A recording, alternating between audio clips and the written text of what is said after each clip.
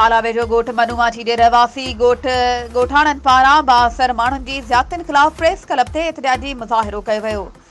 मुज़ाहिरीन मोहम्मद उस्मान, कुर्बान अली, अरबाब अली, शमन, गुलाम मेहदी माछी ऐं ॿियनि एहतजाज कंदे ॿुधायो त 5 महीना अॻु पुलिस एहलकार मीर हसन माछी पंहिंजे पुटनि अली हसन, अली हैदर, अली असगर ऐं मोहम्मद हसन वल्द गुल हसन सां गॾिजी असांजी शादी जे काज ते हमिलो करे हथियारनि जा मुंहं खोले छॾिया हुआ, जंहिं सबबि असांजा 8 मर्द ऐं हिकु औरत ज़ख़्मी थी पिया हुआ,